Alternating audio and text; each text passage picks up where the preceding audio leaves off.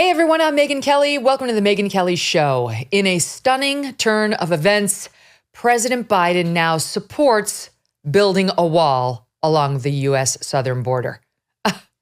When he was running for president, he declared, "There will not be another foot of wall constructed in my administration."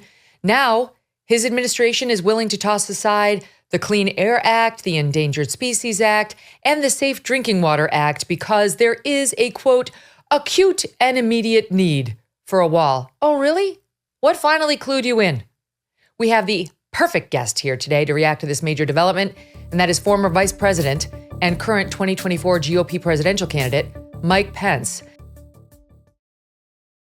Hey, subscribe to the show on YouTube and follow me on Facebook, Instagram, and Twitter. Like many people, I am trying to eat healthier these days, and that is why I love good olive oil. And by good, I mean fresh. Olive oil packs the most flavor and healthiest nutrients when it's fresh from the farm. And that's the problem with supermarket olive oils. They're not fresh. They can sit on the shelf for many months growing stale. That's why I like my olive oil direct from small, award-winning farms, thanks to a guy named TJ Robinson, also known as the olive oil hunter. When I first tasted TJ's farm fresh oils, I fell in love instantly with their amazing, vibrant flavors. They're delicious on salad, veggies, pasta, meat, fish, you name it. And as an introduction to his fresh pressed olive oil club, TJ's willing to send you a full-size bottle, $39 worth, of one of the world's finest artisanal olive oils for just $1 to help him cover shipping. Best of all, there's never a commitment to buy anything, and you can cancel your membership at any time. Get your free $39 bottle for just $1 in shipping and taste the difference freshness makes. Go to harvestfreshnow.com, harvestfreshnow.com for a free bottle and pay just $1 in shipping. harvestfreshnow.com. Mr. Vice President, thank you so much for being here with us today. What do you make of this 180 by the president who has been, since he took office, steadily dismantling even the border wall parts that you and President Trump had allocated for the remaining part of the border that you did not get to cover? He's been selling them off, and now he's seen the light.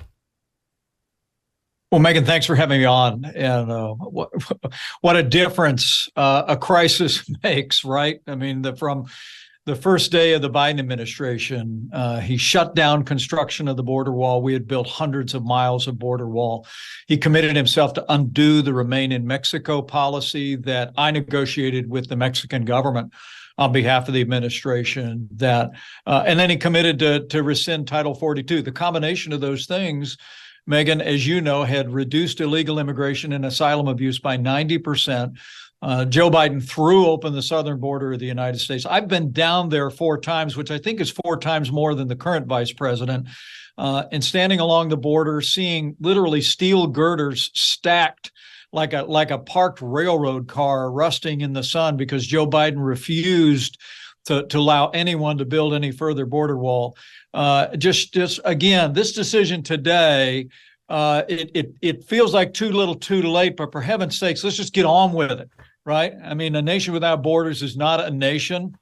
I saw last night where Secretary Mayorkas is requesting all the necessary waivers you just described to get going on building the wall, but it's just part of the equation. We absolutely have to see Remain in Mexico back into effect. We absolutely have to deputize courts and prosecutors around the country to process the over 6 million asylum applicants that are now strewn all over the United States.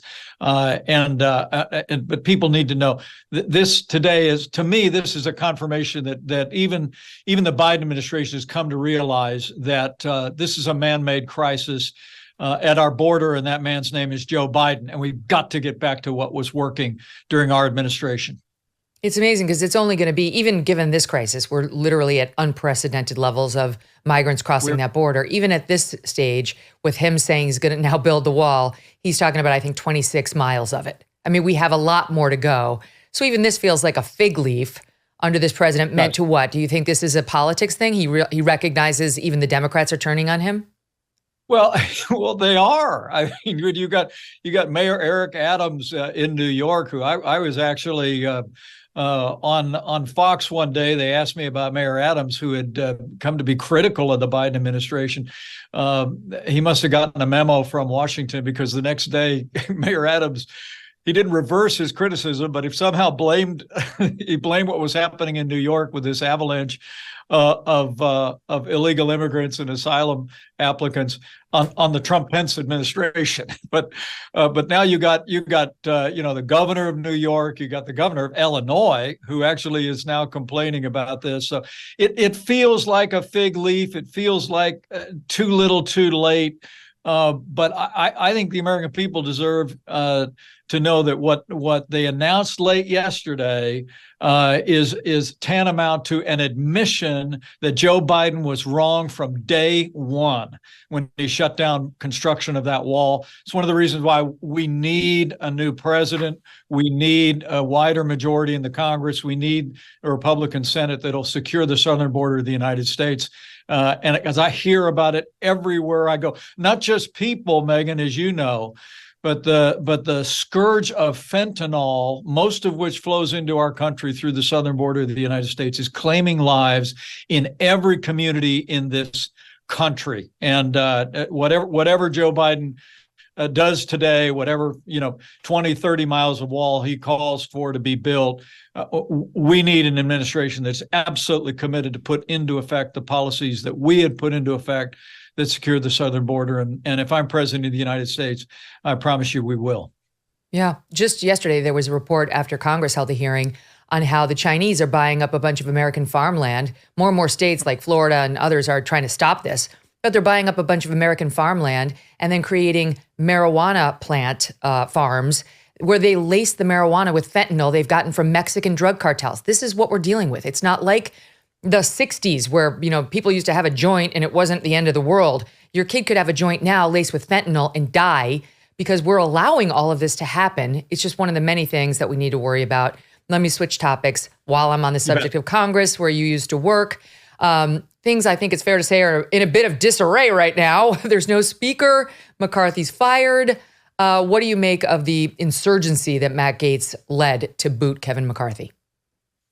Well, I must tell you, I was deeply disappointed to see Congressman Gaetz and 7 other members of Congress partner with every single Democrat in the House of Representatives to fire the Republican Speaker of the House. Look, as you know, Megyn, you know me a long time. I was a backbench conservative. I led the House Conservative Caucus when I was in the Congress. We had our share of fights with our leadership. We had our share of fights with a Republican administration, but it would never have occurred to me or any Republican that I know to partner with the Democrat minority to throw out the Republican leadership in the Congress. It seems to me these 8 Republicans represent the chaos caucus.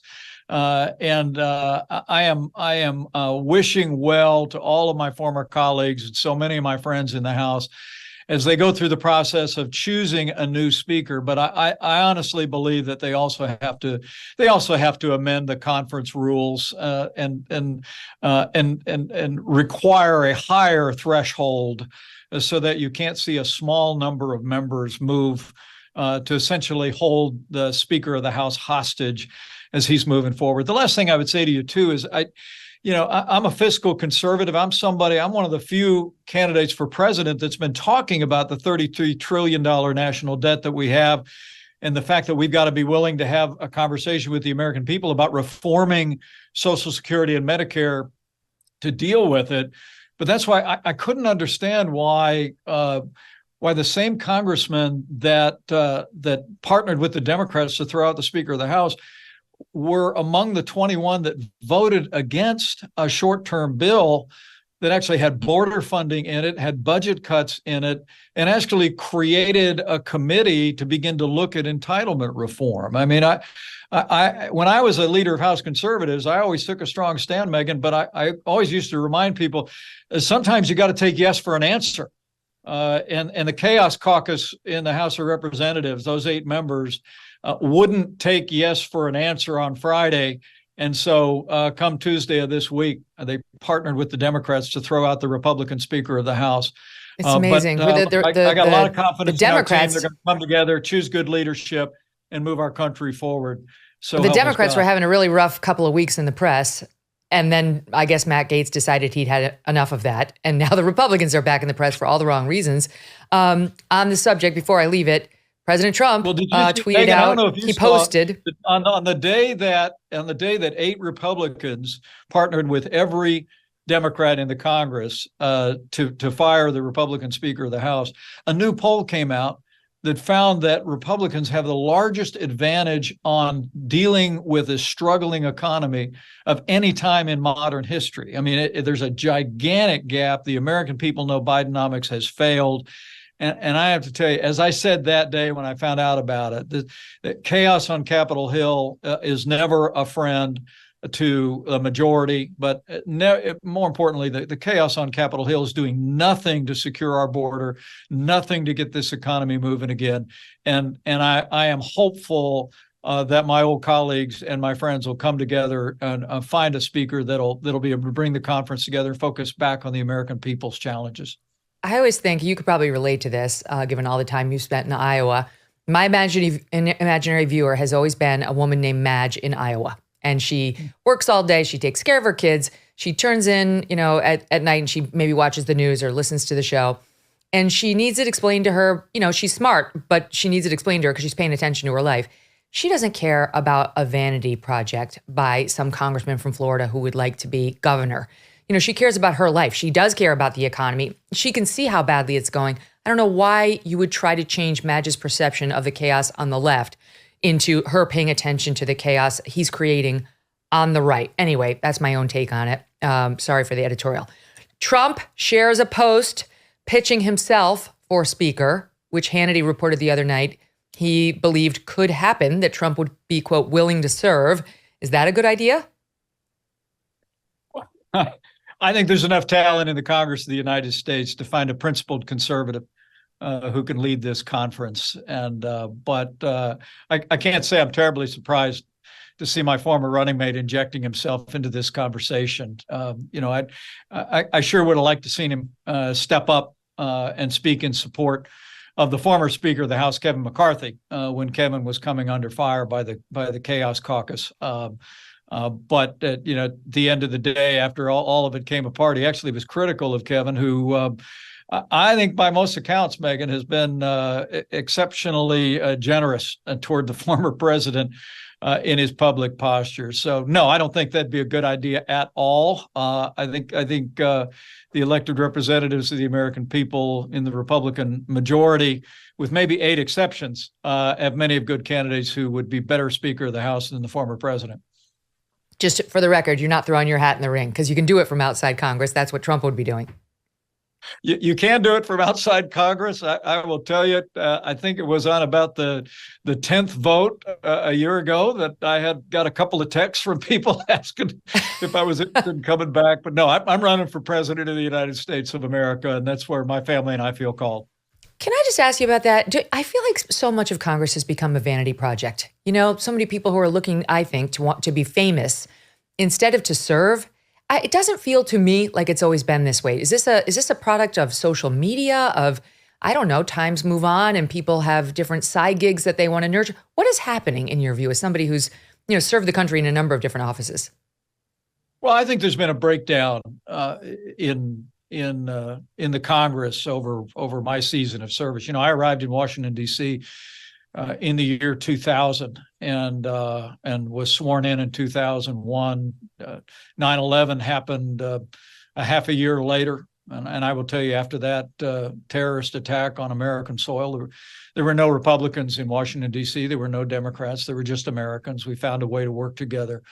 But clearly, with fault on both sides, Megyn, there's been an erosion of civility on Capitol Hill. And I got to tell you, when I'm out there in Iowa talking to Madge and talking to lots of people, and we're back in Iowa tonight, I hear people longing for a return to a threshold of civility that would make it possible for us to really take on some of these major major challenges facing the American people, whether it be the crisis at the border, whether it be a struggling economy, whether it be America's challenges in the world or crime in our streets. I think that there's been a breakdown in civility, and frankly, that is the precursor to an environment where it seems like the more caustic people are on either side of the spectrum, the more attention that they get. But I would tell you that one of the things that people have encouraged me about since we announced our campaign back in June for the Republican nomination is they appreciate the fact that, I'm a conservative, but I'm not in a bad mood about it. People that know me for my years in Congress as a governor, as vice president, know that I hold very strong views. I often am criticized for those conservative views, but that I always try and show respect for people, whether they agree or disagree. And that's the environment that we have to have if America is going to meet this moment in the 21st century. You've been so demonized by some on the right because they see you as having been, quote, disloyal to Trump. And it's, in my view, very unfair to you. You were a very loyal vice president. You diverged on the January 6th thing, and you were in the right. He was in the wrong, but people are so blindly loyal to Trump. I mean, and I get it. He's definitely a better option than what we're seeing over on the left, where they're transing kids and they're creating, weaponization of the DOJ and all this stuff that people are concerned about. But why do you think, is it just because of Trump's messaging? Why has there been this change in sentiment toward you among the MAGA base? Well, look, thanks for saying, I was always loyal to President Donald Trump. I remember. He was my president and he was my friend. We had a great working relationship that I recounted in my autobiography that came out last fall. It's been actually described as the most fulsome defense of the Trump-Pence record that's been in print. We accomplished so much, not just at the border, but in the economy and our military. Of course, appointing 3 conservatives to our courts that gave America a new beginning for the right to life. These were all great accomplishments.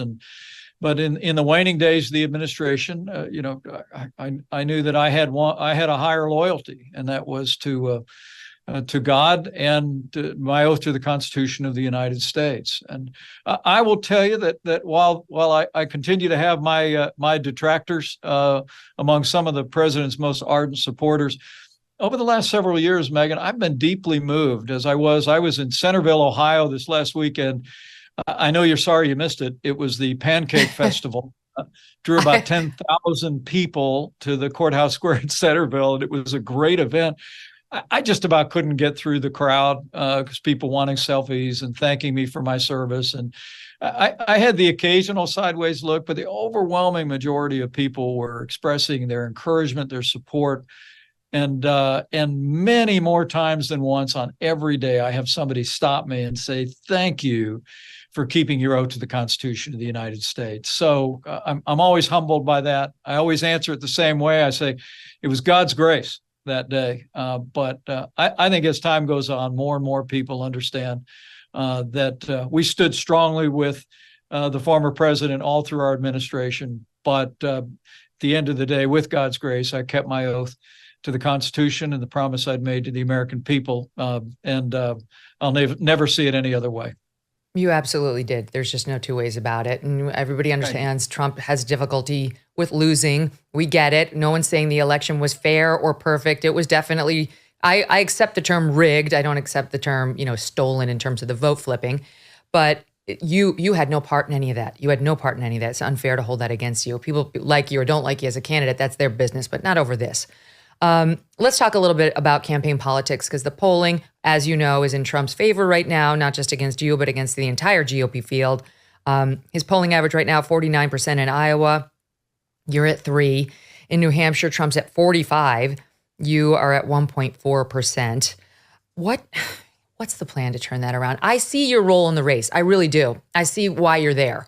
And that it's important for the Republican Party. But to be honest, I don't see the path to victory. So help walk me through it.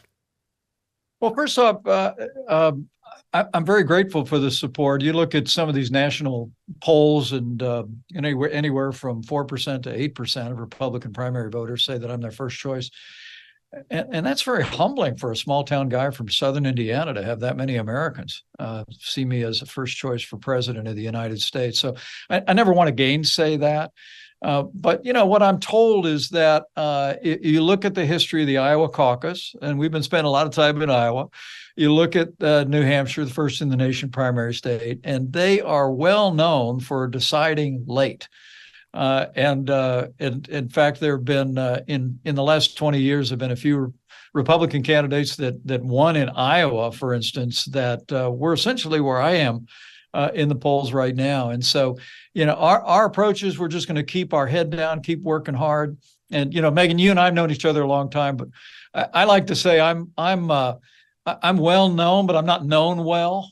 And a place like Iowa and New Hampshire are tailor-made for people to actually get to know me and get to know my wife Karen and see that I'm always struck by people being surprised that I have a sense of humor, but I get it. I mean, when I was this version of you is so conversational. The debate stage version of you is much more serious. Well, yeah. Well, I tend to, I tend to armor up when we're heading into debates, and Smart. you've had your experience on that stage too.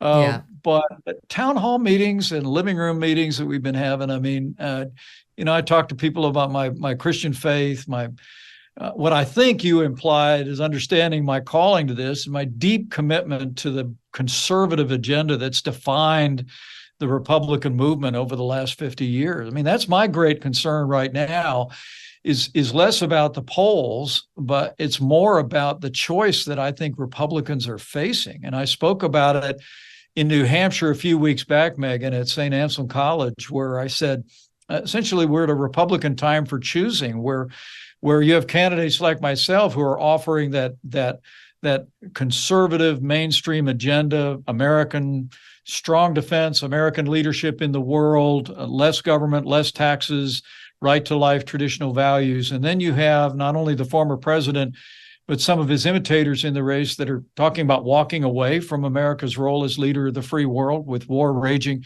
in Eastern Europe, that are actually talking about raising taxes.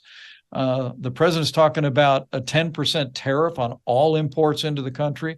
And then there's others that are shying away from the right to life, right at the beginning of a new era for life in the country. So I'm going to continue to make that case in the days ahead, that for the sake not just of our party, but for the sake of our country, staying true to that broad mainstream conservative agenda that's defined our movement from Reagan through the Trump-Pence years. That was the agenda we governed on, Megyn, is still the pathway toward a stronger, more prosperous America.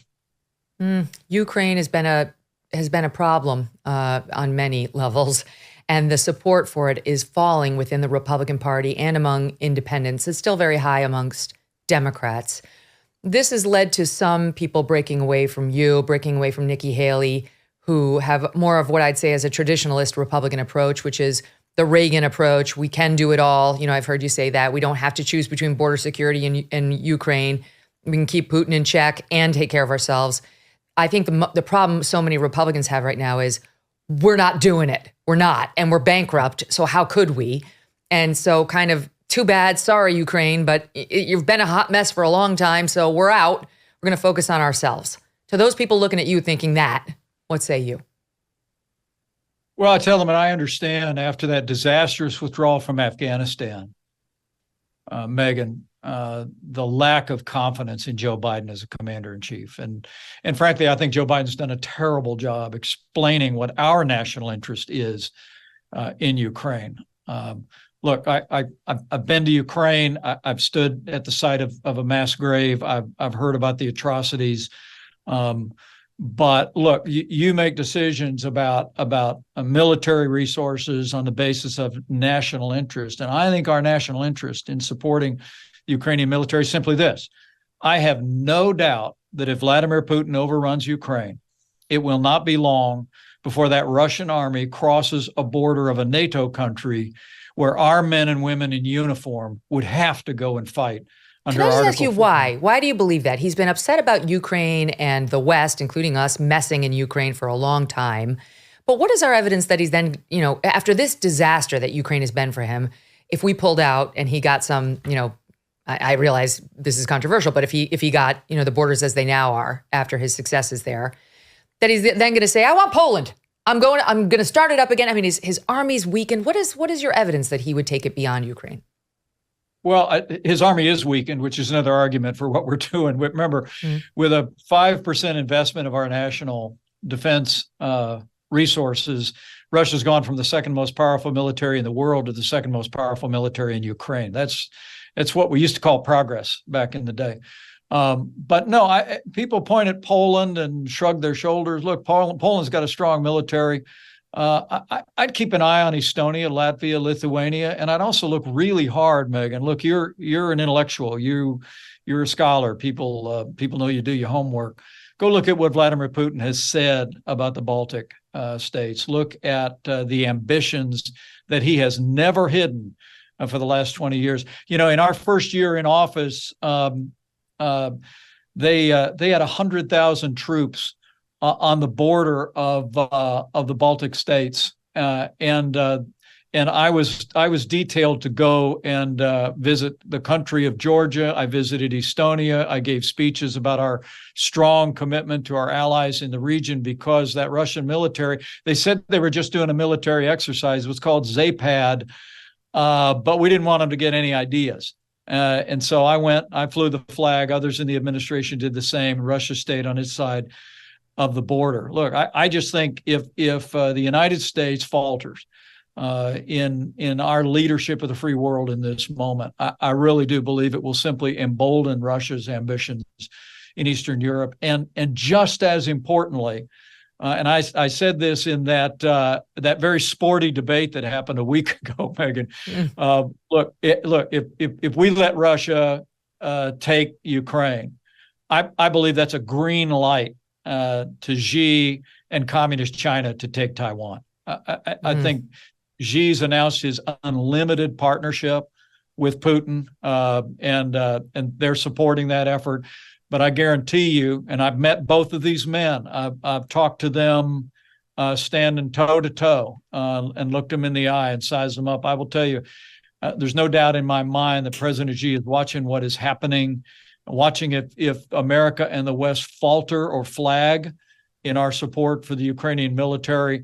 And I believe if Putin prevails in Ukraine, it will not be long before we see that Chinese military moving against Taiwan. I think we can deter that by standing firm in Eastern Europe today. I believe it with all my heart. I do wonder. I wonder if we had a Republican president in there right now who actually was funding the border, to protect it. So we had one, and spending money on Ukraine, whether the attitudes would shift. I think one of the frustrations on the right and amongst independents, right, is that it's a sieve down there. Megyn, so they do believe it's either or.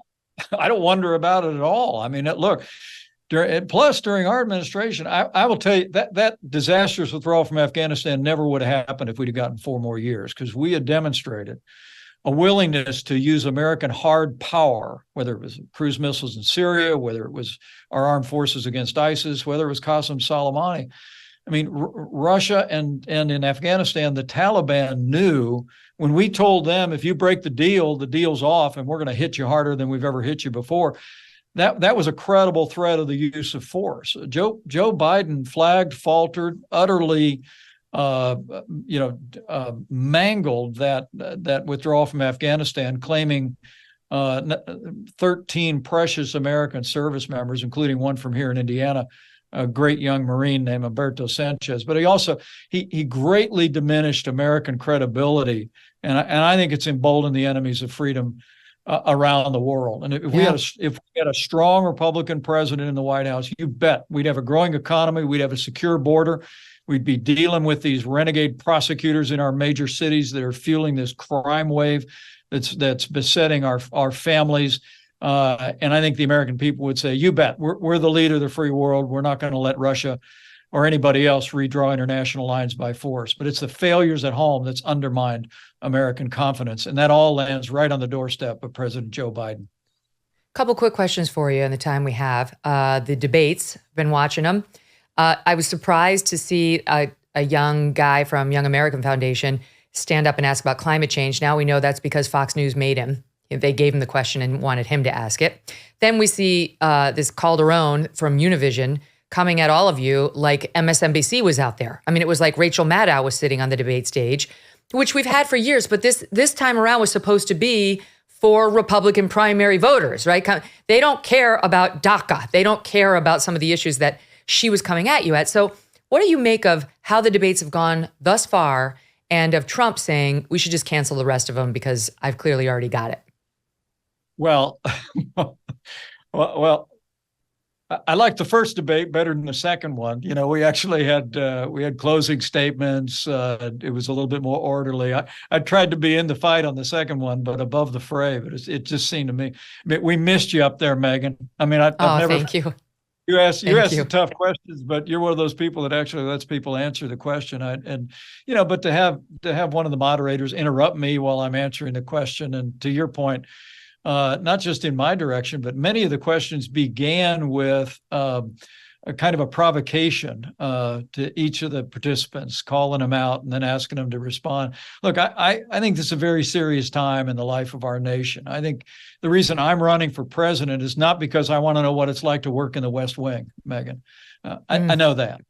It's because I truly do believe that having been a vice president, having been a governor of a successful state, having been a leader in Congress among conservatives, and led the conference, that I'm the most qualified, the most experienced to be able to lead our country back to what's always made us strong and prosperous and free. And to have a debate like that really devolved into, at times, a shouting match, I think was a disservice to the country. But I say, let the debates continue. Let's continue to have them. I'd like to see one more participant on the stage rather than have him out there saying we shouldn't be debating. Or Let me ask you that. Here's the thing. I'll come on your podcast and debate Donald Trump just one-on-one. You know, people have asked me what I think about debating Donald Trump, but I say I've debated Donald Trump 1,000 times, just never with the cameras on. Maybe we can. So what would be your number one debate issue you want? If it were just the two of you, or if you get him on the stage, what's the number one thing you want to debate him about? Well, look, I'm pro-life. I don't apologize for it. I knew it. Yeah, it's abortion, right? And I would really want to know why someone who led the most pro-life administration in American history would call a heartbeat bill passed not only in Florida but in Georgia and in Ohio and states in Iowa. Why President Trump, former President Trump, called that a terrible mistake? Why was it a terrible? I'd like to know why he thinks that election losses in 2022 were because we managed to see Roe versus Wade sent to the ash heap of history. I mean, I really do believe the president needs to share with voters whether or not he is going to be a champion for the right to life in states across the country and in our nation's capital.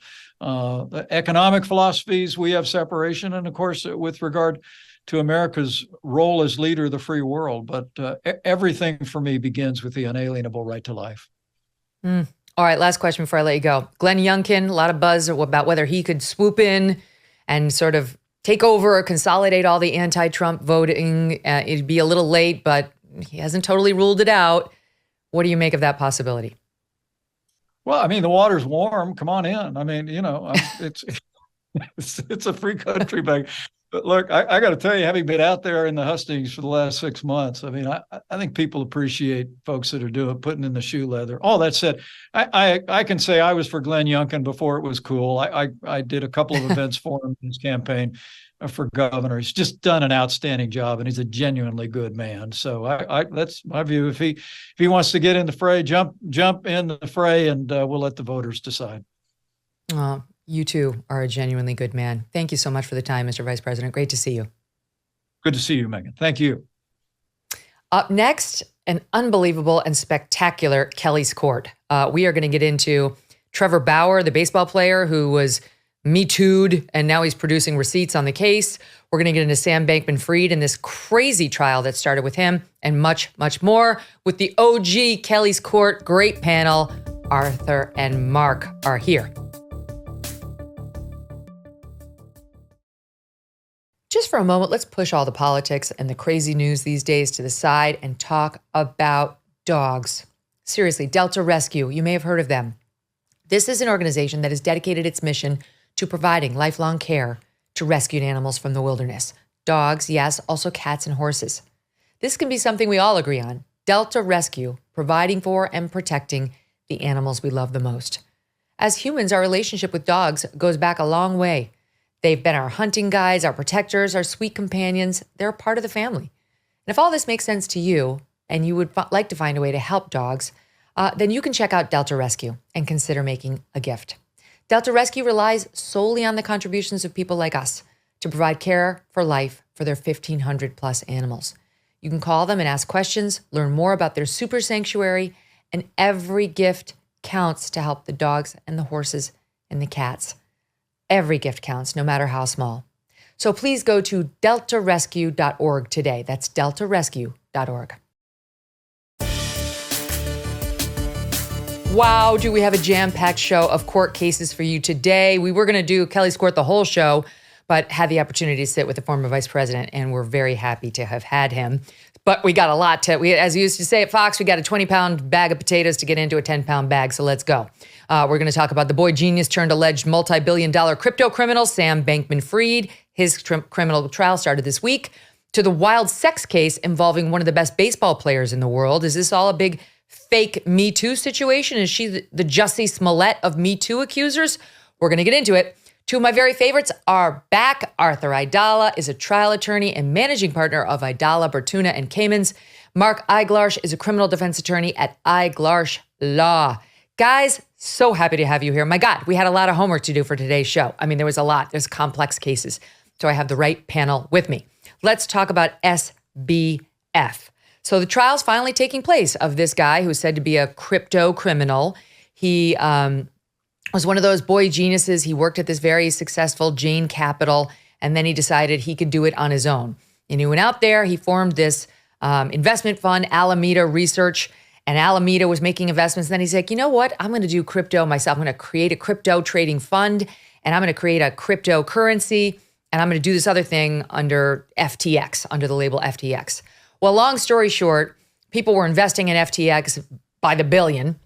And it turns out Sam Bankman-Fried, darling of the celebrity world and of the left in particular for all his donations, though he made some to the right too, mostly to the left, was taking all this money out of the Alameda part, which was supposed to be investments of people's money, and covering his shortfalls on the FTX, or reverse that. He was taking money from the FTX exchange and using it to put into the Alameda hedge fund. And that's a no-no. You're not allowed to do that. I'll read to you the way Bloomberg put it, which is pretty simple. He said, the essential charges against Sam Bankman-Fried are customers deposited billions at his crypto exchange FTX to buy crypto. Then Alameda Research, his trading firm, secretly took that money to gamble on crypto tokens and made weird illiquid venture investments. A lot of the money also seemed to be siphoned off to make political donations, buy celebrity endorsements, pay for Bahamas real estate for Bankman-Fried and his family. And when customers started to ask for their money back last November, it wasn't there. It's not good. So he's at trial starting today. Arthur, you tell me, how would you defend this case? Well, I know this judge very well. I've appeared before him many times.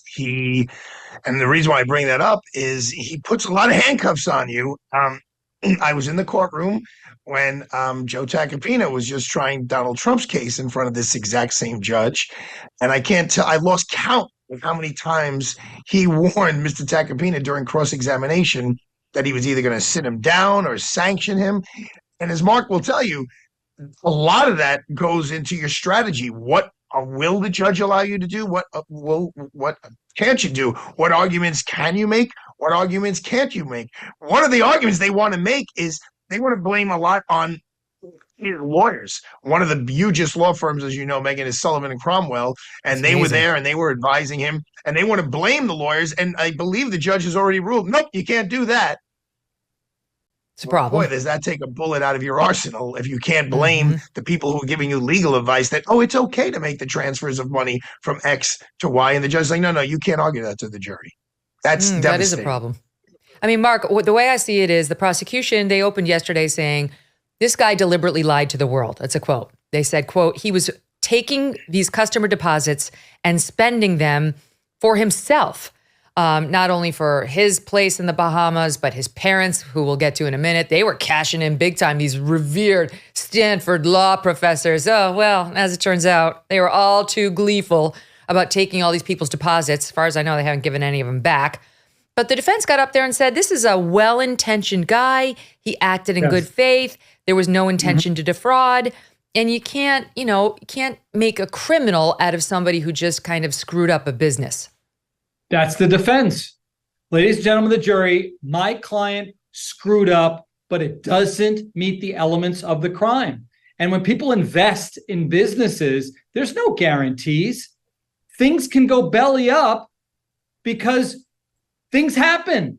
And in this case, they're going to explain how each allocation, like to a condo in the Bahamas and other things that he spent money on, for the benefit of the corporation.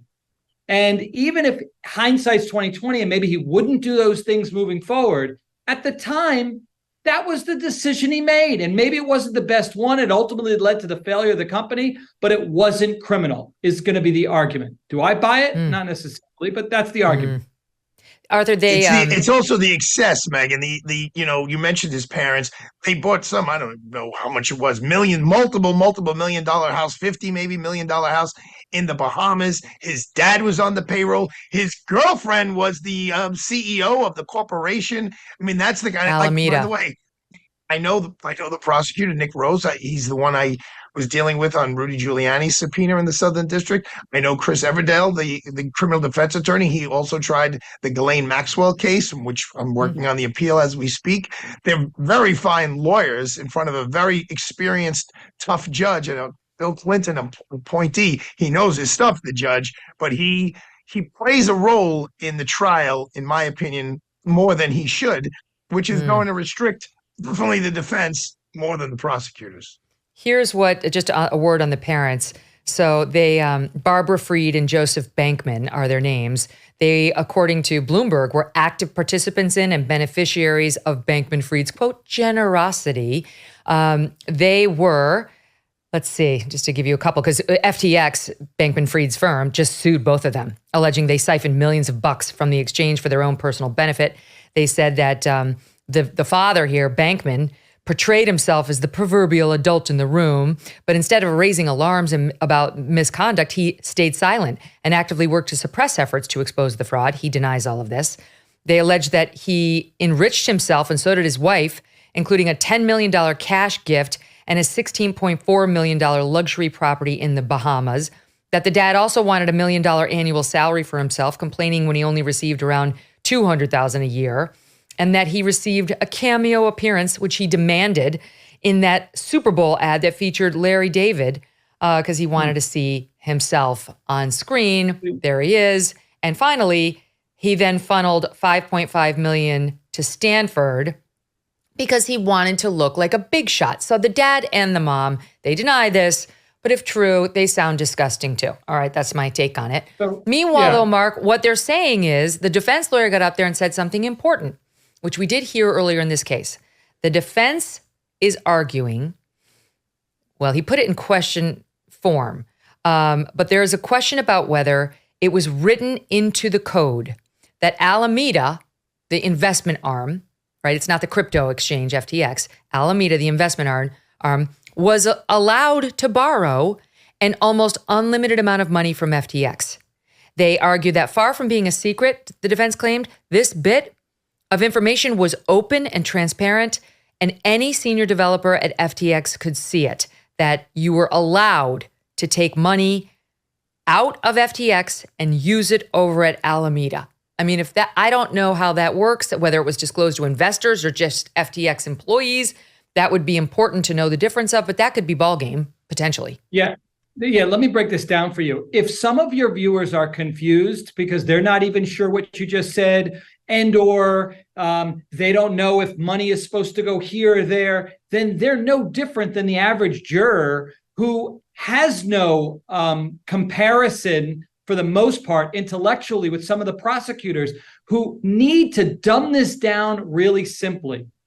What they do benefit from are the things that you said earlier: parents making millions of dollars that these jurors won't see in a lifetime? For what? Those types of scenarios really resonate, plus the victim stories. We have to emphasize, if you're the prosecutor, you've got to emphasize how people were hurt. That's how they opened their case. They opened their case by putting a victim. They opened their case yesterday after openings by putting a victim on the stand. You got to do that. You got to get them to care. What do they care about this? You got to get them to care, and you got to show that what he did was so outrageous, so beyond any realm that they're used to, that it equates to this emotional reaction that could potentially be criminal.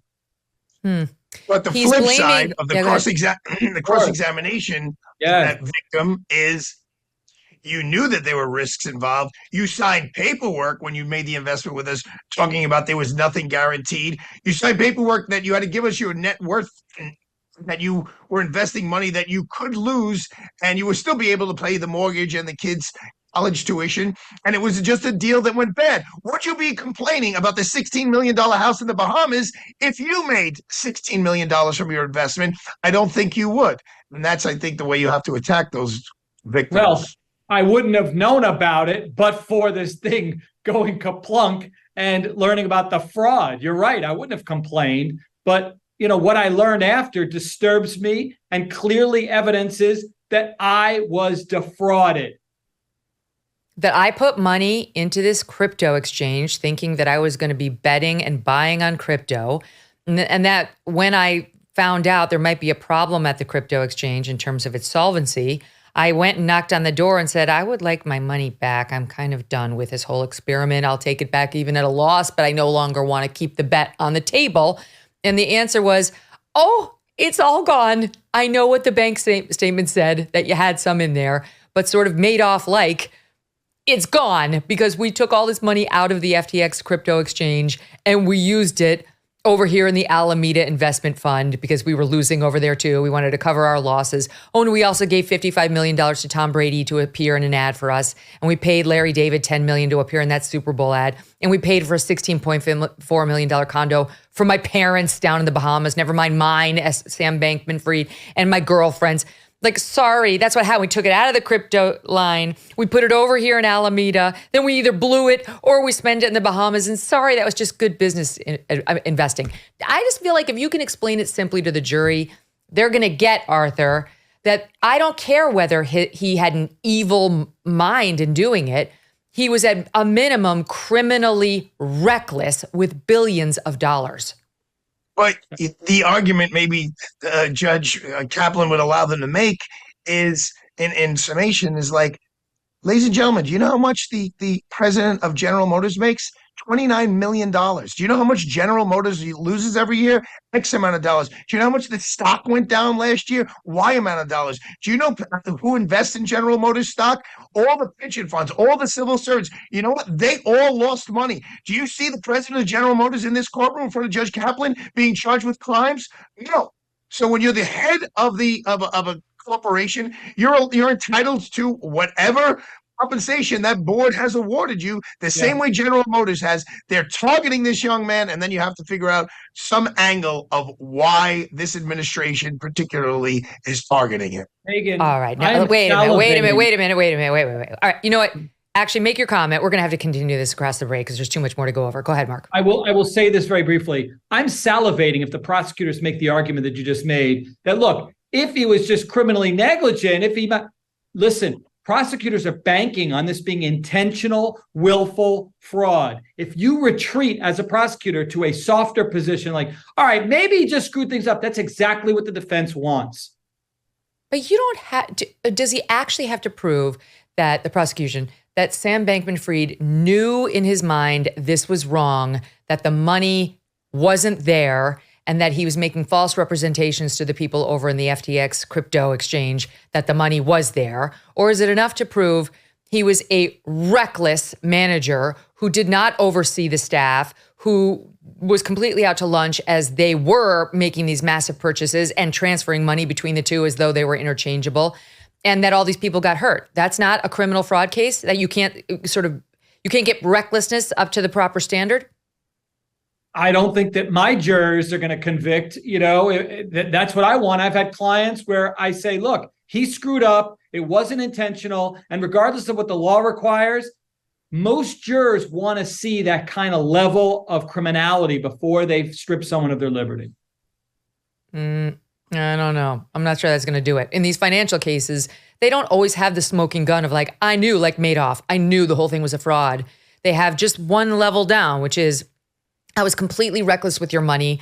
I really wanted the beautiful Bahamian mansion, and I thought I'd make it back. I didn't think I was doing anything wrong. I thought this line in the agreement covered me. A lot of people have gone to jail for less than this. But wait, there's more, because Michael Lewis was with Sam Bankman-Fried for the past few years, was doing this in-depth story on him, and happened to just get very lucky, from a journalist perspective, when everything blew up. He gave an interview to 60 the other night. We're going to talk about what he said, and then I'll play you the piece of testimony that they think could be critical to the prosecution. Stand by.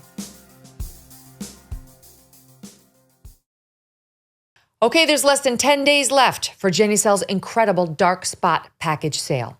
JennyCell.com/MK right now. MK60, really.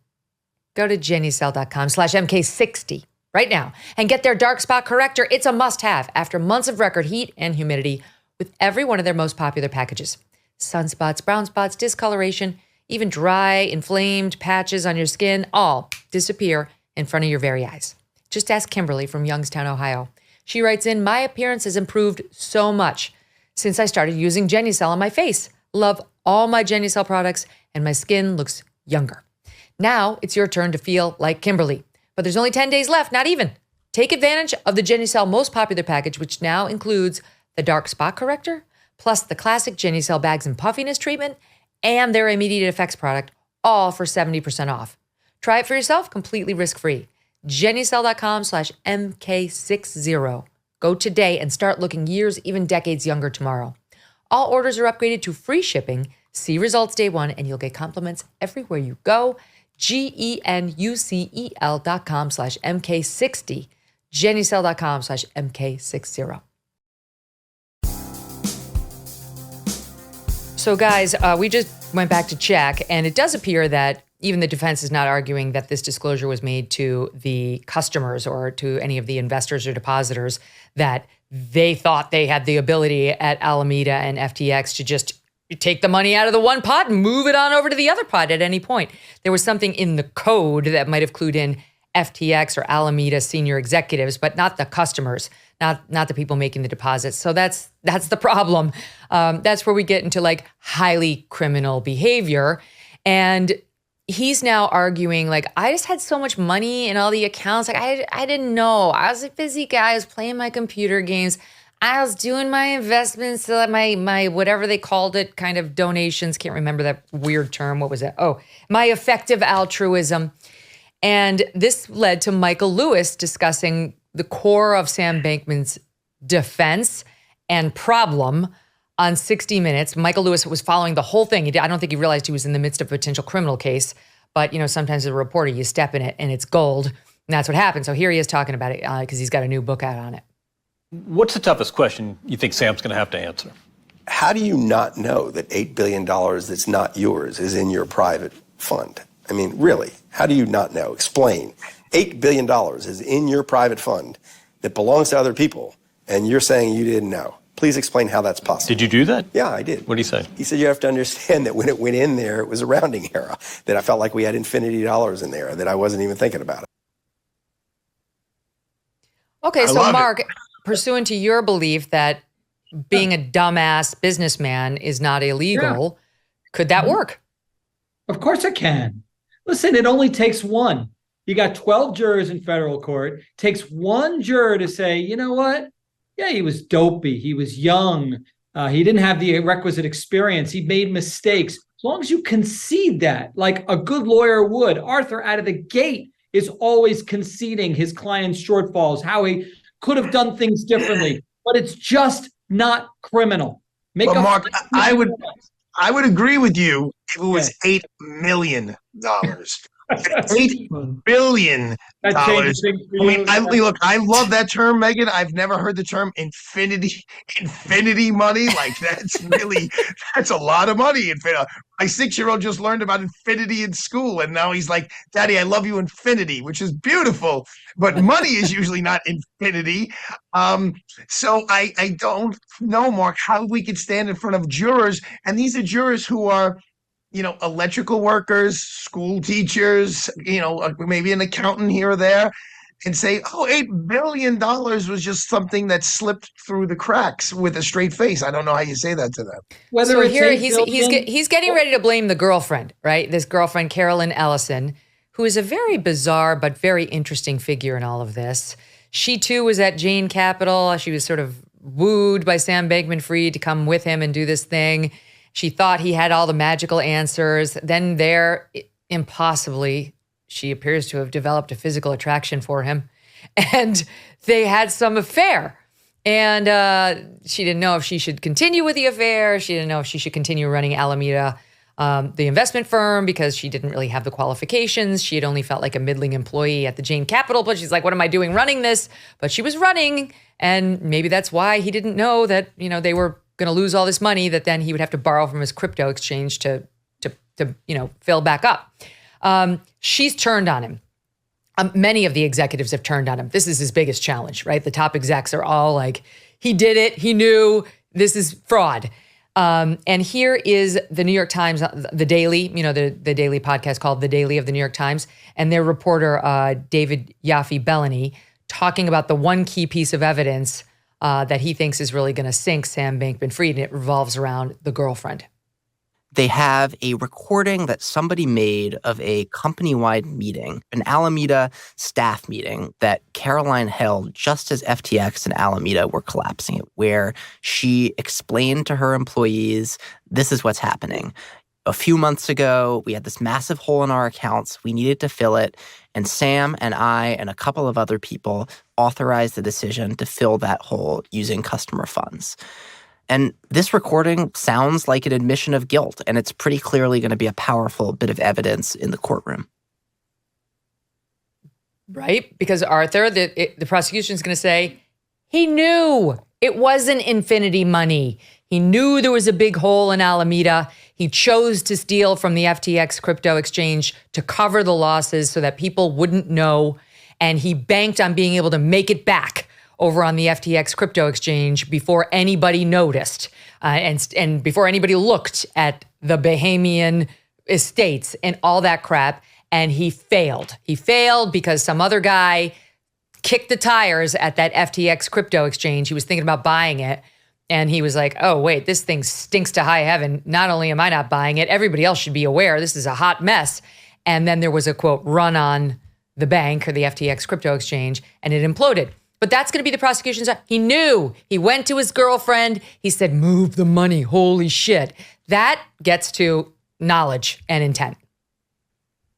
And that tape gets to, like, what do you do with that? I mean, today's day and age, there's tapes everywhere.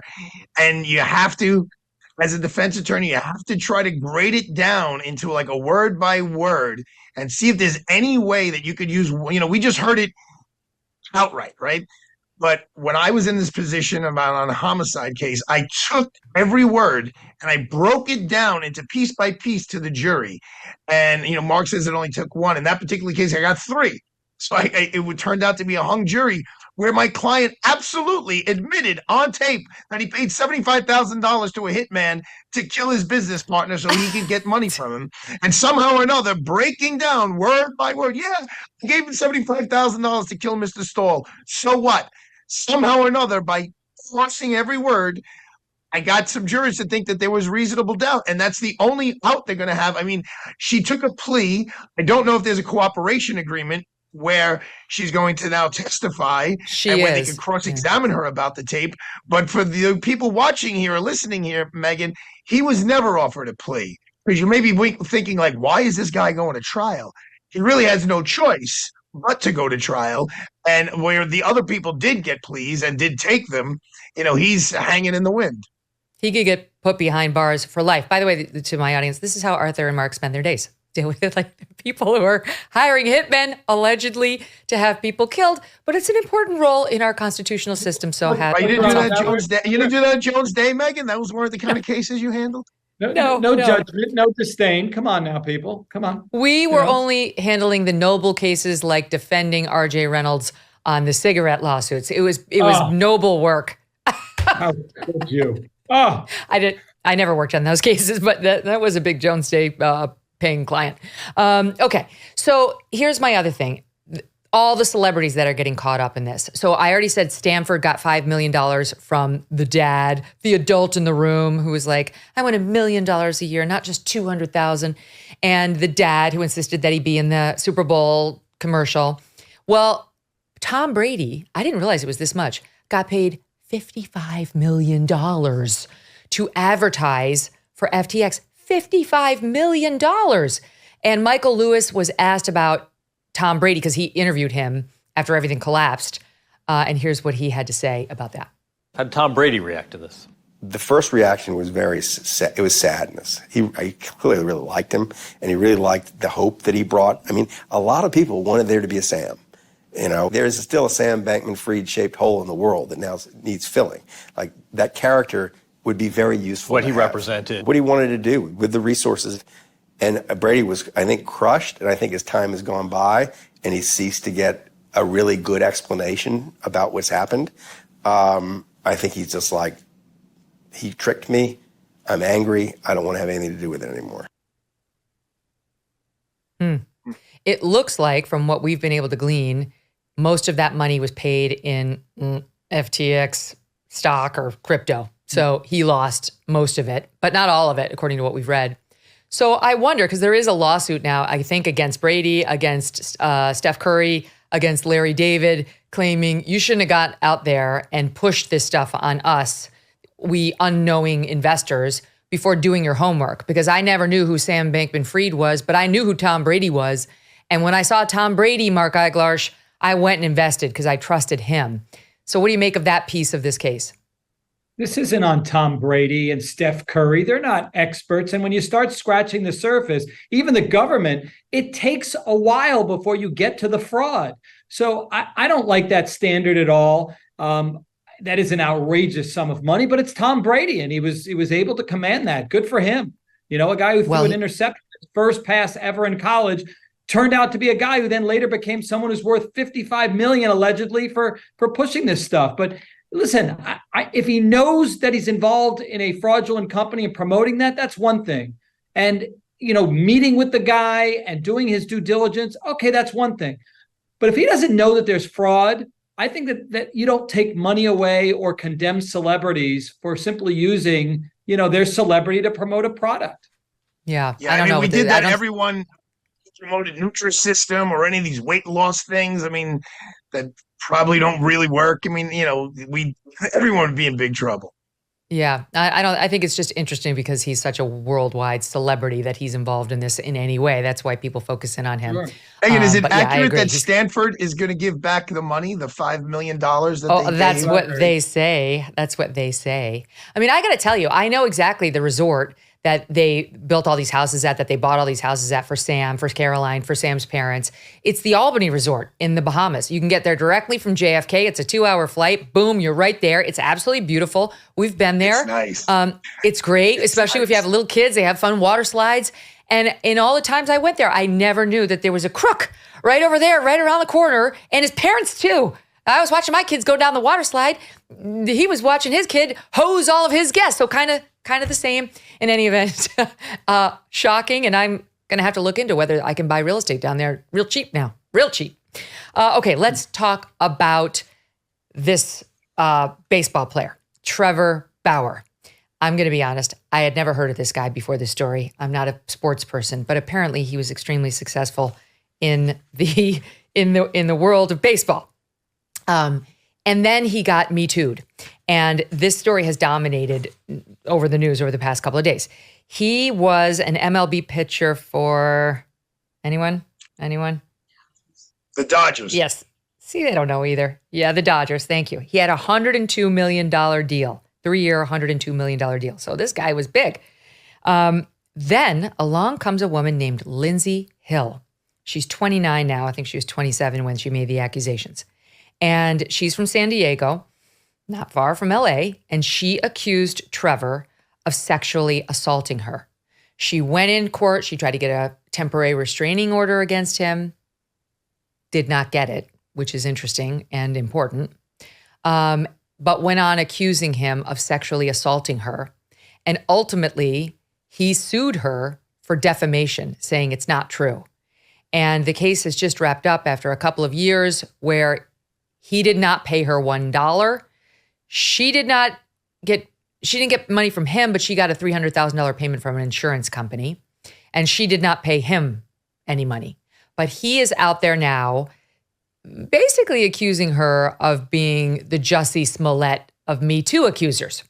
And if you listen to the 4-minute video he posted, it's very compelling. I'll play you just a little on what he is saying. He's talking about the texts that he unearthed in the discovery process that she was sending around before she ever met Trevor, before she would come to be in his bed.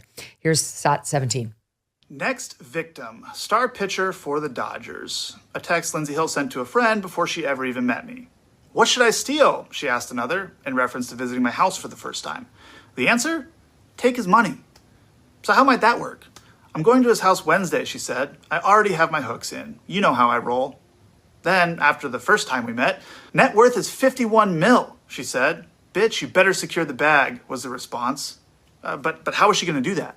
Need daddy to choke me out, she said. Being an absolute whore to try to get in on his 51 million, read another text. I can only imagine the field day you would have with that one, Arthur Aidala, had you been representing Trevor Bauer. Yeah. With that being said, though, Megyn, because I saw this video, not even preparing for this, but I'll tell you who sent it to me, my co-counsel on the Harvey Weinstein trial, because we did have similar emails like this in the Harvey Weinstein trial. Not necessarily about getting money, but about the love affair that they had and how much she loved him and you can't wait to meet my mom, etc. The fact that there's a minimal amount of money exchanged here and a guy that's worth this amount of money, or was, I should say, worth this amount of money, shows that her lawyers, who, as your viewers would know, they only make money off of what she gets. So they work their tail off, and under a best case scenario here, they worked for years on a case where at best they're getting $100,000, which sounds like a lot, but for a big law firm, it's not a lot. They were looking to add at least another zero to that for $3 million, where they would get $1 million legal fee. So obviously, they lost faith in her ability to continue this lawsuit and to go forward. Although, on the flip side of the coin, the medical records here lean pretty heavily in her favor. Okay, but there's a reason for that. There's a reason for that. And we'll get into that. So first, I want to just correct something I said. She got her temporary restraining order, which you can get basically for nothing.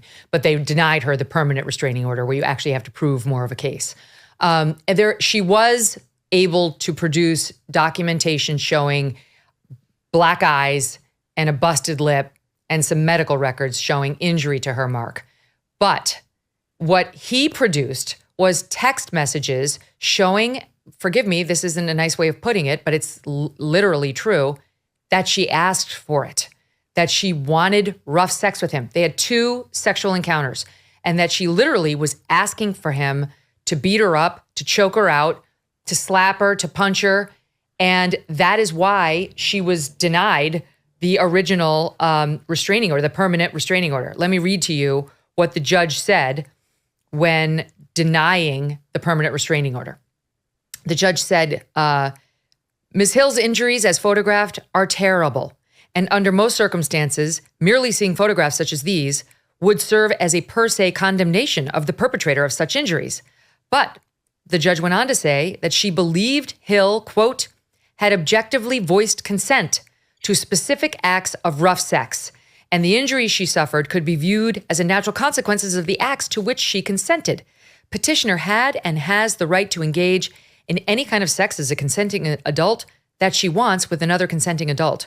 She was not ambiguous about wanting rough sex in the party's first encounter and wanting rougher sex in the second encounter, the judge ruled, adding that Mr. Bauer did not pursue the woman or threaten to coerce her into sexual activity. And before I give you the floor, I'm just going to read for the audience those texts, okay, that the judge was looking at that did not make their way around all the publications that condemned Trevor Bauer like that when they saw the pictures of the injuries. Here's number one. He writes, we only have segments, but he writes to her, yes, ma'am, whatever you want. She writes, butt off when it's time to choke me out. Thanks, you're the best. He writes, you want to go out, huh? She writes, see, that was a game changer. This is clearly after the first interlude. He writes, tell me more. She responds, never been more turned on in my life. Give me all the pain. Roar. Then on page 2, she writes, now that I know what it feels like to wake up from it, though it'll probably feel just as good to wake up from that. She's talking about getting choked out. He writes, God, you just turned me on so much. She writes, mission accomplished then. He writes, now I just want my arm around your neck from behind. She responds, do it harder. And they keep going like this. I mean, I could go on. But this is the woman who's claiming now, she goes to court to try to get a restraining order against the guy, saying he's posing a physical threat to her. I mean, how does that even happen when you've got text messages like this? Okay, first of all, please don't read any more. I already need a shower after that. I have a problem, obviously, with what you just talked about. That said, I'm not in the bedroom. I don't know if there were acts that crossed the line that she did not consent to. I can assure you of one thing, and I speak for Arthur also as a zealous criminal defense attorney.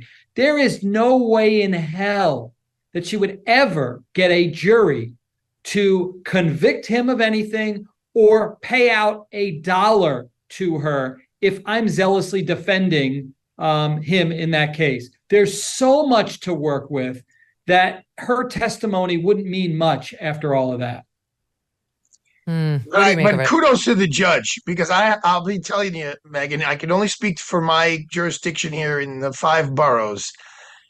I think in a high-profile case like this, to cover their own butt, I think a judge would issue a we call them an order of protection here.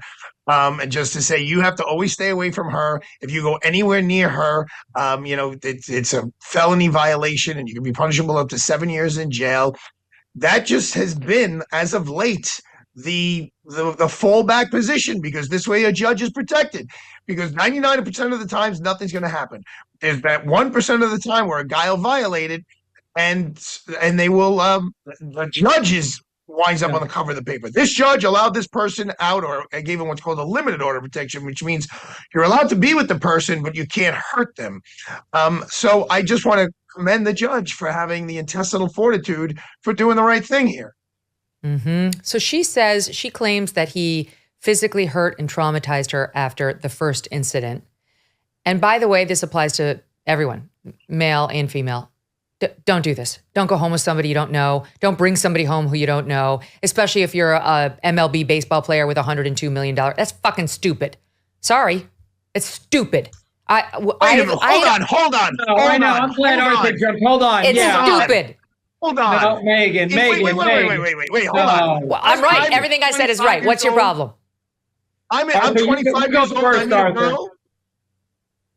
Go ahead. What'd you say? No, you let go, Arthur go first. I feel the same way. Go. I'm 25 years old. I'm a healthy, young, single male, and I meet a young lady, and we start making out at the bar, and she's like, where do you live? And I live 3 blocks from here. I want to come to your house. I'm supposed to say no. Megyn Kelly said don't do it.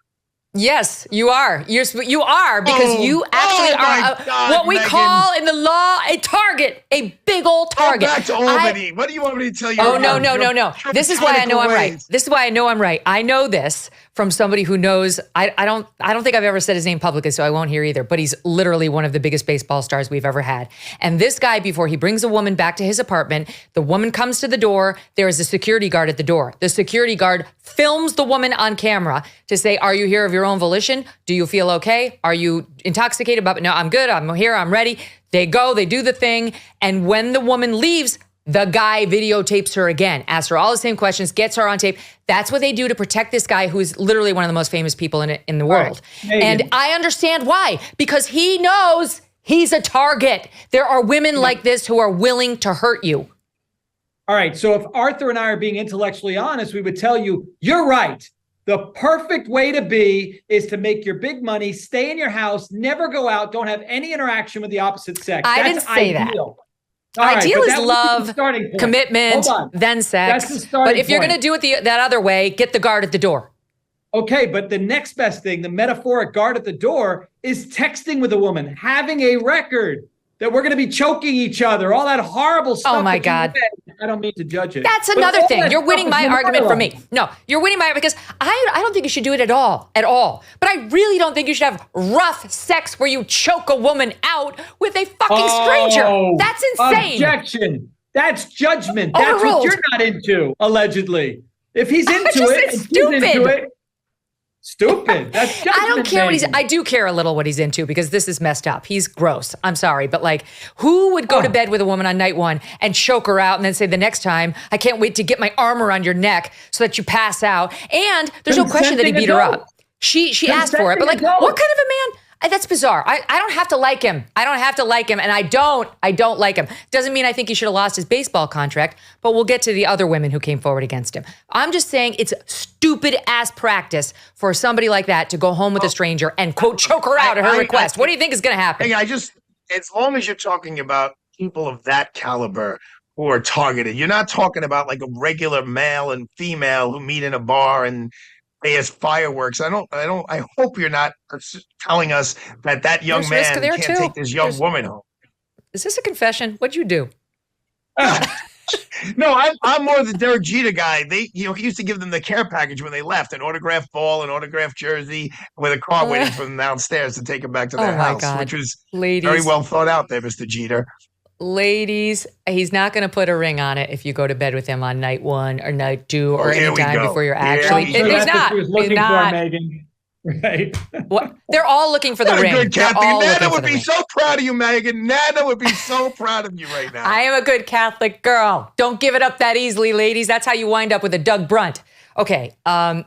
Yes, I'm passing my own values on. But I think it was stupid of him, but I also think this woman was incredibly dishonest. Now, she had medical records showing a nurse saying that, for example, the injuries around her genitals were the worst she'd ever seen, this nurse.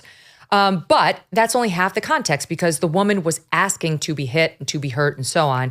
And so I think in the end, they really got to the truth. Here's just a little bit more of the evidence that Bauer's now presenting. Because keep in mind, this woman has not come out and said, I'm very sorry, I made it up. I should have given the full context. She's not. She's remaining steadfast in her accusations, though the lawsuit's gone away, his death against her and then her counterclaim, I think. Here's him talking about this is after the second sexual encounter where she claims she was incredibly traumatized and beaten up. But he got his hands on this video, which you're going to see. Watch. In August of 2021, Lindsey Hill's claims were heard in court. And during those legal proceedings, critical information was deliberately and unlawfully concealed from me and my legal team. Information like this video, which was taken by Lindsey Hill herself the morning after she claimed she was brutally attacked, emotionally traumatized, and desperate to get away from me. And now we have the metadata, so there can be no dispute. It was taken mere minutes before she left my house on the morning of May 16th, 2021, without my knowledge or consent, of course. In it, you can see her lying in bed next to me while I'm sleeping, smirking at the camera without a care in the world, or any marks on her face. I think it paints a pretty clear picture of what actually happened the evening of May 15th and why the video was originally concealed from us. Megyn, That I'm is glad you brought unbelievable.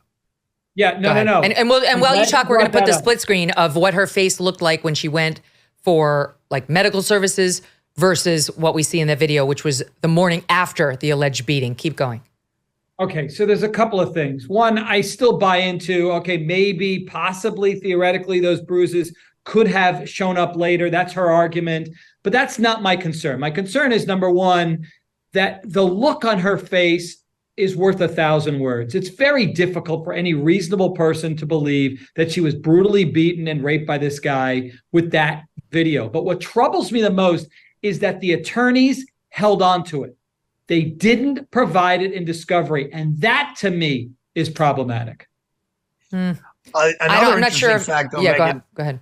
is usually in these types of situations where it's he said, she said, and they reach some sort of settlement, even when there's no money exchange, there's almost always some sort of a confidentiality, some sort of, and we won't, none of us are going to talk about this. But obviously, she was in such a weak position that she was not in a position to be able to insist on that. And therefore, he's able to tell his story in a way that we usually don't hear, even from people who are cleared in a civil matter. You don't usually see them going out there telling their story the way he is.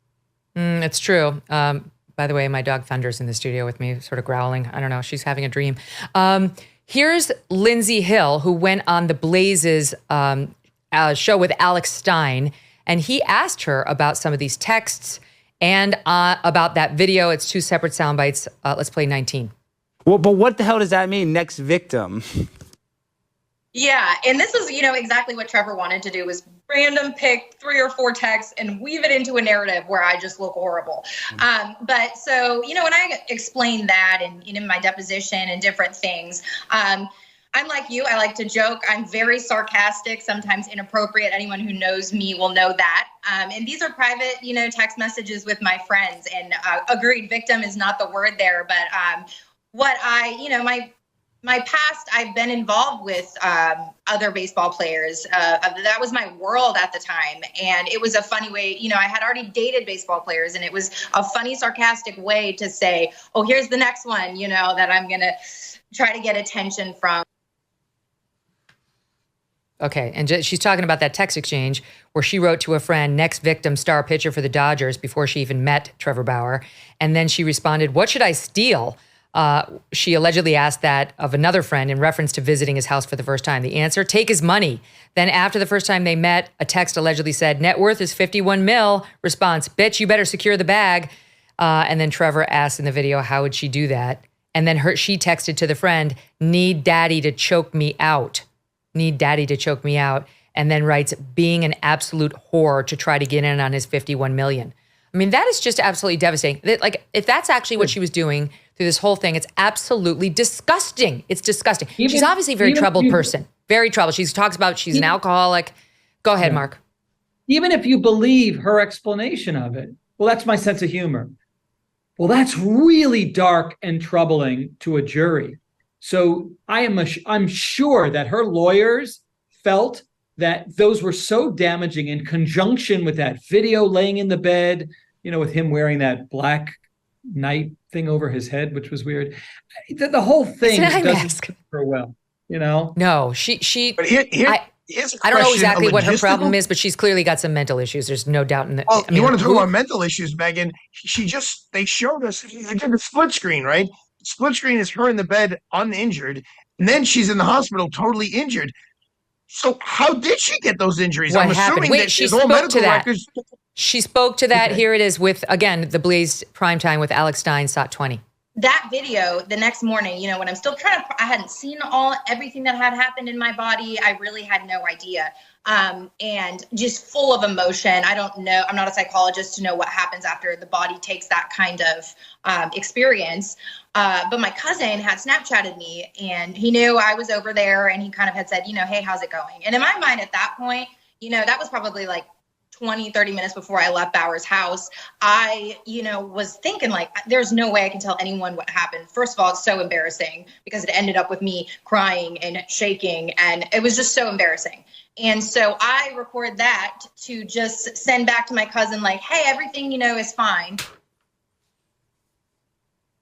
I don't know. She looks awfully smug in that video.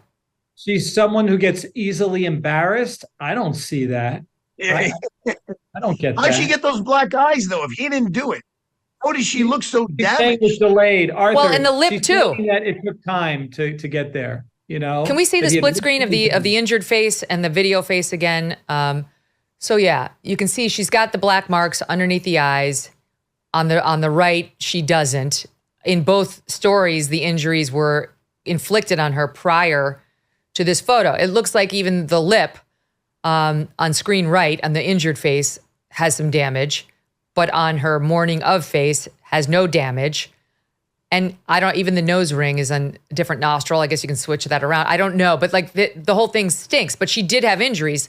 So yeah, how'd she get them? Did she self-inflict? But yet she's admitting that they had rough sex, that she asked him to beat her up, that he punched her. You know, his defense wasn't, I didn't punch her, I didn't choke her out. His defense was, she asked me to do it, right? So it's like, I don't exactly know, but I want to talk about the other accusers, okay? Because this is getting kind of ignored by his defenders, and I think it's important.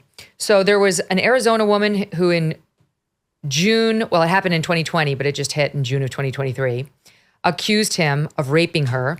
The woman claimed she got pregnant.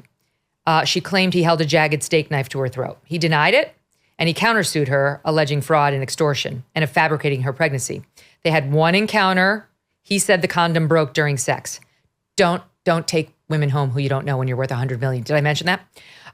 He said after the encounter, the woman claimed she was pregnant and demanded $1.6 million to terminate her pregnancy. Hello? So this is where Mark Eiglarsh takes out his dangling 20 and tries to grab it. Money grab. Okay, that's this woman. She wound up getting $8,700 from him for the expenses related to her alleged pregnancy and its termination. And ultimately, she filed an amended complaint saying she decided not to terminate the pregnancy, but had a miscarriage in April of 2021. Who the hell knows what happened with that one? I'm going to move that one off to the side. Let me get to number 2. Columbus, Ohio, April 2022. This is per the Washington Post. Just as MLB was suspending Trevor Bauer, a woman came forward about an incident that allegedly took place in 2013. She said Bauer, this is post the other woman's allegations. I should note that, Hill's allegations. This woman alleges he choked her unconscious without her consent during sex. She alleged that she was having sex with him, and then months later, she again passed out with his hands around her neck. As their years-long sexual relationship continued, the woman said they agreed that he would stop choking her before she passed out, but he frequently ignored her warnings. And then she said he also slapped her around without her consent. And forgive me, but this is also alleged by Hill, the troubled woman we've been discussing, alleges that he penetrated her from behind without her consent. In fact, while she was unconscious. That is what this Hill woman, Thunder, be quiet, also alleges. One screenshot shows a text message bearing Bauer's name in which he allegedly wrote, "I want to F you while you're completely unconscious." All right, so and then one more. Number 3, separate Ohio woman. This came out in August of 2021, Washington Post. An Ohio woman sought a protective order in June 2020 after repeated threats from Trevor Bauer. Photographs independently obtained by the Post show bruises on the woman's face, blood in her eyes. Her attorney says were caused by Bauer punching and choking her during sex without consent. They obtained copies of messages that Bauer allegedly sent the woman, which her lawyers said prompted her to seek an order of protection. He wrote, quote, "I don't feel like spending time in jail for killing someone, and that's what would happen if I saw you again." Now, we don't know the context of that. It could be, you're making up false claims about me, so I'd really like to kill you. Not like I'm actually going to kill you. And these other women could also be making false claims. Or they too could have asked to be punched and then saw an op. We don't know. Thunder, get her out of here, Abs. What'd you think? But in any event, there's quite a few women with similar allegations. And at a minimum, it appears best case scenario for him, he's a big fond of choking women out and punching them in the face in name of a sex act. Well, you got to attack them one at a time. In other words, that's his philosophy. Oh, nice one. Yes. Okay, Mama Kelly over there. Well done. Well keep done. Keep going. You just have to address them. I think you said one of them was in 2013. Now, I don't know how old Bauer is now, but, he must have been a very young person because, you're not a pitcher in baseball into your 40s. I'm always suspicious of these accusations that come out after someone else made an accusation and now they're a decade old. Like, oh, really? Well, where have you been for a decade? You just have to look at the details. But the fact that they haven't gone anywhere with someone with such a high net worth, who a lot of these guys, Megyn, they'd rather just write a quick check and get out of Dodge and fight these things. Bauer, to his credit, seems to be fighting them over and over again without giving it any money. But he's 32 now, so he would have been 22 then. Go ahead, Mark. Listen, he's getting killed in the court of public opinion. You can dismiss and in the pocketbook. all of that, but you can dismiss each one of these. But collectively, there's a lot of smoke here. And the average person, not me, believes that at a minimum, he liked it really weird. And at a maximum, he went over the line because that's his thing. But no DA is charging him. No DA or law enforcement is charging him with going over the line. And you know how quick they are to do that, Mark. If a woman walks into a police station and says a man laid a hand on him, in New York, there's a zero tolerance policy. It's like arrest now and we'll deal with it later. That's never happened. And, you know, when you're talking about getting hurt from a dollars and cents point of view, he went from 104 million or 105 million to $4 million a year now. He pitches in Japan, and he got the highest suspension of any Major League Baseball player, including those who were cheating playing the game and got caught and admitted cheating playing the game. In my opinion, if you get caught cheating playing the game that you're being paid millions of dollars to play, that should be a more severe penalty than anything you've done off campus and having nothing to do with your job. Arthur, well, Mark, what do you make of it? Because some are saying he should sue MLB. He should sue MLB for bouncing him out of there, given all the evidence he has in this case that it was unfair. Although the MLB, my understanding is the MLB had multiple complaints from some of these women, including Ms. Hill, when they decided we no longer want to do business with Trevor. That'll go nowhere. The burden of proof in the Major League Baseball industry is low as can be. It's not proof beyond and to the exclusion of every reasonable doubt. So I want to address Arthur's point. Yeah, prosecutors do bring a lot of these cases. But when Megyn was reading the facts of the case, you know, we've been doing this long enough, Arthur. You could just tell right away, yeah, that's not going to go anywhere. In other words, the first one I think she read, the woman continued to have this physical relationship with him that also involved choking and bonding and all this type of stuff. The jurors are not sympathetic to that. Even if it might have happened, it's so difficult to prove that beyond a reasonable doubt. That's why a lot of these guys, maybe they did it, maybe they didn't, but proof beyond a reasonable doubt is such a high burden and very hard to reach. I don't know. I'm glad he had the text messages to show that she literally did ask for these injuries, weirdly. But I think you're playing a very dangerous game when you engage in this kind of behavior with a damn stranger. Especially you really if you think so, Megyn? Is that how you really feel? I do. Yes, I round back to my correct last word. So in any event, I can't agree. I can't disagree with MLB's decision to not stay in business with the guy. He's like a walking lawsuit waiting to happen. But whatever, that's for him and them to figure out. Arthur and Mark, stay with us because we're not done. We actually have a couple of other very juicy legal cases to get into. So stand by. I'm excited to tell you about our new sponsor, C60 Power. If you have not heard of Carbon 60 before, it's also known as C60, a powerful, naturally occurring, Nobel Prize-winning antioxidant that works at the cellular level. C60 Power says C60 can help to increase energy and mental clarity by neutralizing oxidative stress and the toxic free radicals that contribute to aging. Now, not all producers of C60 are created equally. It's very important to go for high quality, 99.99% pure C60 if you're going to do it, and don't accept any cheap knockoffs. Many people who consume just a teaspoon a day of C60 Power as part of their morning routine note an increase in energy and mental clarity within 30 days of daily use. If you feel like you're slowing down or could benefit from more energy and mental clarity, and you're ready to kick that brain fog to the curb, you can visit shopc60.com to check it out and use the code Megyn10 for 10% off your first order. Okay, that's shopc60.com, promo code Megyn10. Or you can just click the link in the description for shopc60.com. Guys, I just want to ask you about this one quickly because there's that judge in the Trump civil case. His name is Arthur Engeron. I don't know if you saw this, but Arthur, since this is your court, I mean, you're in this court all the time. Have you ever seen a guy enjoy the cameras more in a courtroom? My God, the way he mugged for the camera. Look at him. He's like, oh, I'm on camera. Oh, let me take my glasses. I look better without my glasses. Look at me. Oh, I'm the one who entered summary judgment against Trump.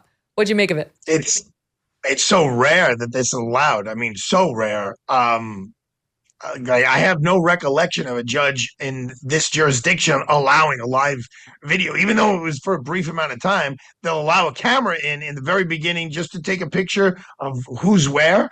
But It's the first time I've ever seen a live video, and obviously him mugging for the camera is beyond ridiculous. But this guy has his thumb on the scales. He said it. The Trump's a bad guy. I see why they're going after him.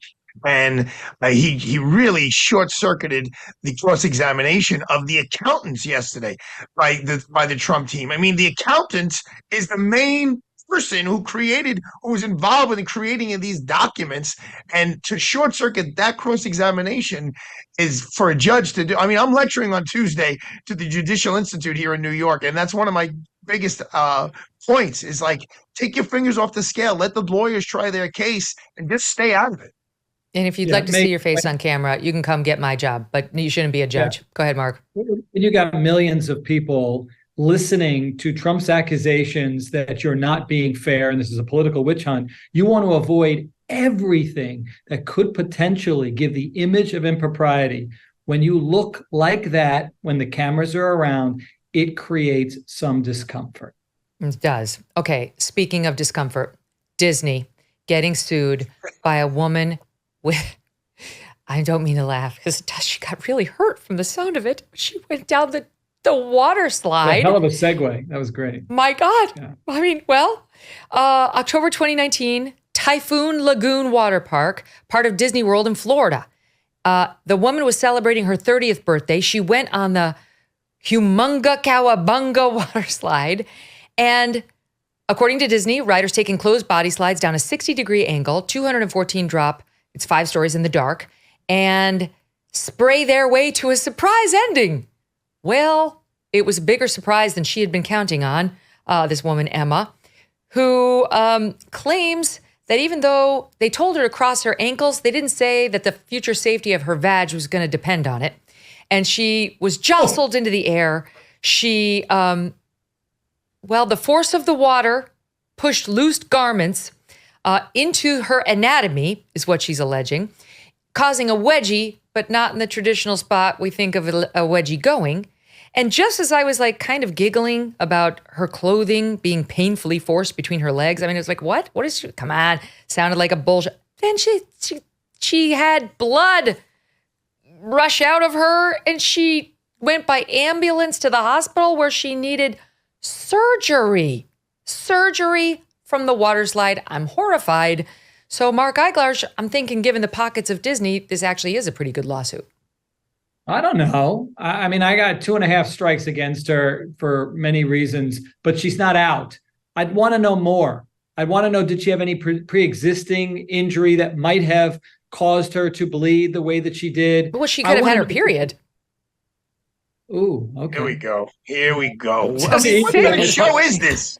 What kind of show is this? It's a show where the very famous host says vag. That's kind of show. I didn't sign up for this. This is for Dirty Gertie.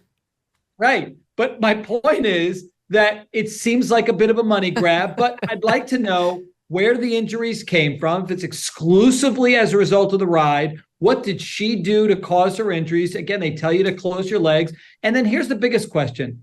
How many millions of people went down the slide with no injury? Are there any other reported cases? That's what I'd like to know.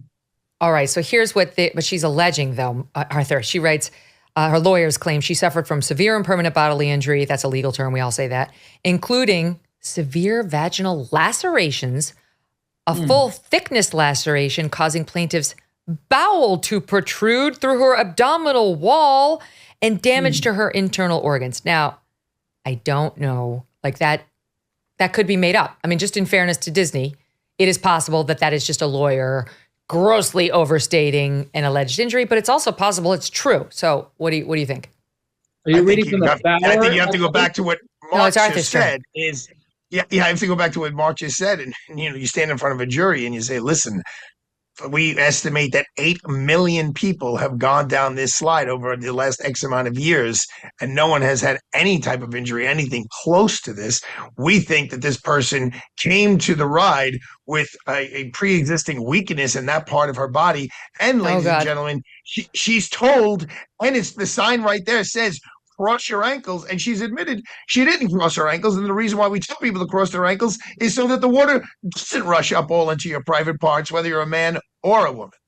I mean, I'm sorry, but like, haven't we all had the water slide experience where it's like, whoa, Nelly? I mean, everyone's had that. Men have it in a different way than women have it, but it's like, you do know when you go down like the especially forceful water slides, it can be unpleasant. This is why I don't do it. Enema This is one of the many reasons. Enema S. What?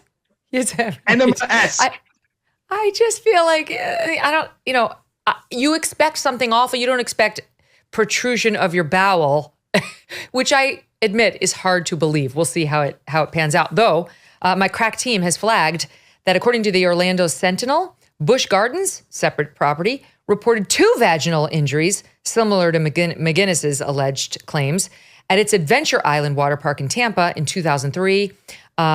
Unclear if there were lawsuits, but both incidents happened on water slides, which have since been shut down. Ladies, the water slide may not be for us, depending on how steep it is and how forceful it is. We went to the one down in the Bahamas. What's the one at Atlantis? It was hell on earth. It was horrible. It was like being Khalid Sheikh Mohammed. I felt like I was waterboarded. I couldn't have hated it more. My children had exactly the opposite reaction. I'll leave it to the viewers to decide. Guys, such a pleasure. I think we've solved all the world's problems today. No? Thank you so much. I'll be happy now. All good. I will make sure I don't bring home any strangers from the bar to Marianne and just say, hey, we're going to have some fun tonight. So I'll See, you guys found yourselves some nice ladies who you wooed the old-fashioned way. I was there for the Marianne business, right? I mean, I watched that. How you act tough, but you're a softie at heart. You're a lover. You're a traditionalist. I'm a so romantic. are you, Eiglarsh. Same. But when you have your legal hats on. Not chokers. Yeah. Not chokers. Not in any way. Not professionally. Not personally. Thank God for that. Great to see you guys. I want to tell you that tomorrow, our guest who could not appear yesterday because he wound up in jail is coming on. He's out of the clink and he's coming on. Lawrence Fox will be here to talk about his arrest and firing from GB News. First interview.